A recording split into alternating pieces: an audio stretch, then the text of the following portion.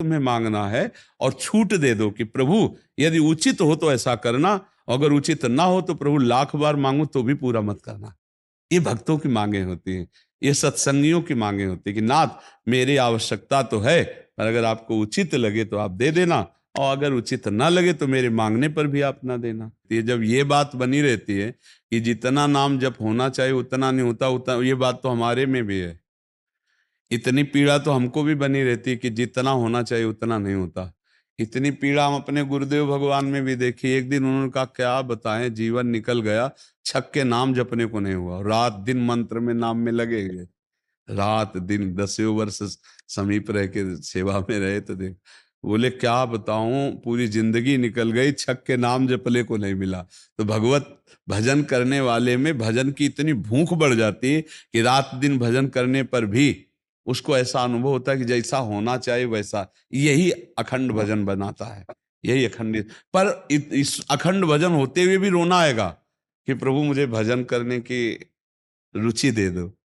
यही भजन, असली भजन का ही फल है। भजन करते हुए भजन की इतनी भूख होना कि भगवान से भजन ही मांगना कि प्रभु मुझे भजन करते, अभी वो भजन नहीं होता जैसा प्रेम से होना चाहिए। हर एक महात्मा को, हर एक भजनानंदी को अनुभव होगा, और ये अगर हुआ तो भजन अखंड होने लगेगा। क्योंकि हम जिसकी पीड़ा महसूस करते हैं उसको हम भूलना कैसे बर्दाश्त कर पाएंगे, तभी वो अखंड स्मृति कर पाता है।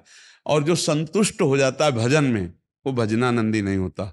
जो भजन में असंतुष्ट और भोगों में संतुष्ट रहता है वही भजनानंदी कहा जाता है। अपनी बात कहते हैं, मुझे तो गुरुदेव ने संभाला, नहीं तो साधन भजन हो रहा था और वो अहंकार जनित था। जब गुरुदेव ने कृपा करी तो हमारे अहंकार को चकनाचूर हुआ। तब ये बात समझ में आई कि गुरु कृपा से मोक्ष मूलम गुरु कृपा।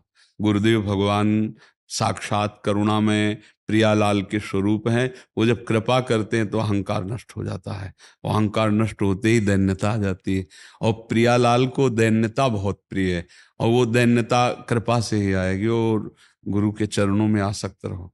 देखो, हम आपको गुरु महिमा की एक बात बता दें, जब हम कोरा कागज होकर गुरुदेव के चरणों में समर्पित होते हैं तभी हमारी हृदय में लिखा पढ़ी सही होती है। हम लोग क्या होते हैं, पूरा कागज रंगे हुए पहुंचते हैं और अपनी बुद्धि लड़ाते हैं गुरुजनों पर, इसीलिए हमारा काम बन नहीं पाता। यदि हम बच्चा बन के गुरु के चरणों में जाएं, जैसा बोले वो वैसा करने लगे, तो गुरु को भी पता नहीं चलेगा, ऐसे शिष्य की उन्नति हो जाएगी।